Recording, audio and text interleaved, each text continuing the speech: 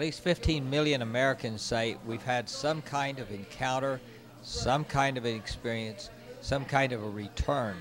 And that tells me that this is really much bigger than we would expect. And part of what I discovered was that people generally don't like to talk about their experience unless they know that people are sympathetic. So many people have had experiences that they don't talk about. So it's a pretty big deal, really. It's a deeply, deeply personal experience. I mean, it is. I've had a couple. I've had a couple, yeah. I don't know anyone. Most people I know don't know anyone, so I'm not sure, you know. It's sort of like on the same basis as UFOs, you know, type of thing that no one really knows. I would say it's fairly rare. Maybe you always hear those friend of a friend stories, and I've only heard maybe one or two in my lifetime. Well, one of them is pretty personal, and well, you know, it sort of involves like suicide attempt. But another one of them, I was on this analog chemical called like 2CT2. And yeah, no, I don't know. I could just I felt like my body was destroying itself. It was really heavy, actually. I don't know if I could handle it. I mean, I think part of it was probably the mindset that I went into the experience with. Sort of probably helped to trigger that, but yeah, no, it was pretty gross. Well, it actually began with a strange event. My young son, who is now an attorney, was a freshman in high school, had a good friend named John Falk who lived across the street. Tate went off to church camp, and on the night before he was to return, John Falk died in a swimming pool. And so when Tate got back, I told him, and we went over to see the family and share with them our condolences. And I noticed that the father was more composed than I would have expected, and I made a comment to that extent. And he said, well, I think you'll appreciate this. Last night, after John died around 5, 6 o'clock, he said, we were so devastated we couldn't do anything. He said, we finally went to bed about 2 o'clock at night, laid down. And he said, my wife's next to me, and he said, suddenly, I realized there was a third person in the room. And I raised up, and there was John standing at the end of the bed.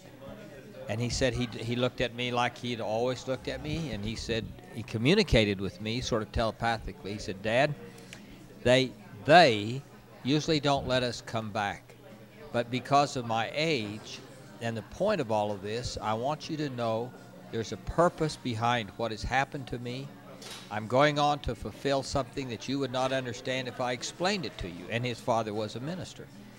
But he said, this has a purpose and a point to it, and I'm going on over. And he said, John Smith is taking me over.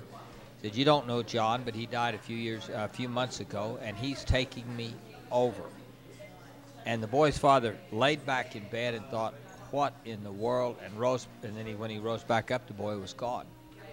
He said the next morning he got up, and started calling funeral homes.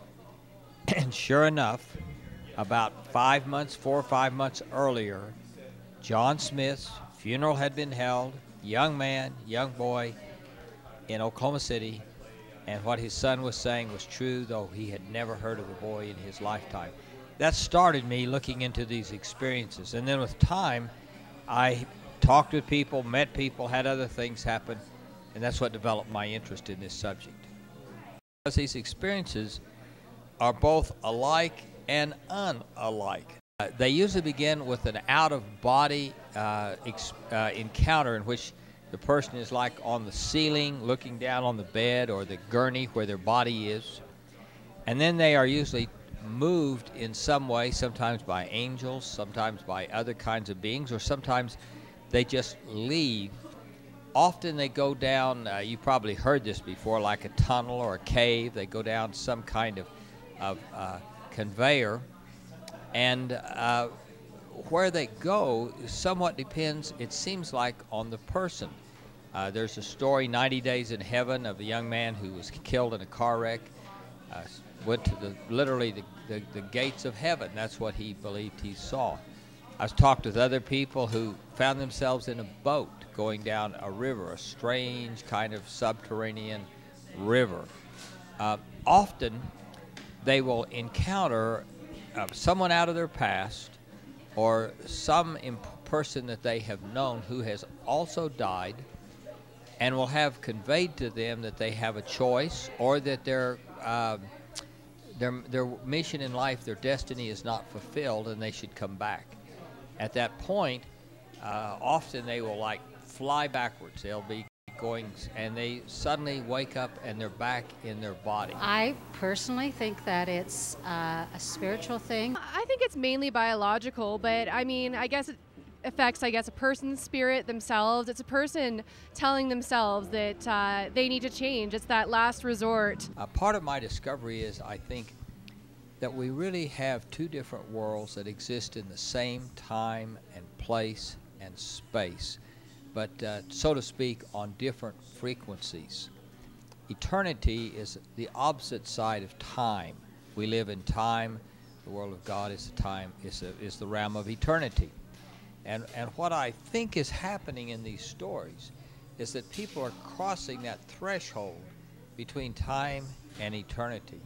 I think it's definitely a real spiritual experience. I mean, I think it's definitely a possibility, for sure. There was a spiritual side to that. Yeah, and the spiritual side to it was the archetype of death and the question of, do I need to fear death? One of the most interesting things to me is, of all the people I've talked with, and I've talked with quite a few, I have never found one person who had one of these experiences who was then afraid of death. They all told me with a chuckle almost, not afraid of dying, looking forward to it, it's going to be okay. This world is very transitory, it's very limited, it's actually very short. We don't think about that until we look back over our life and we realize how fast it's gone by. But the world of eternity is an entirely different dimension in which our existence goes on in a different way, in a different form. And I think these stories are telling people, don't be afraid, pay attention, because it's a magnificent future if you just know how to come to grips with it. I will be here after you move on. I'm a rock in the ocean.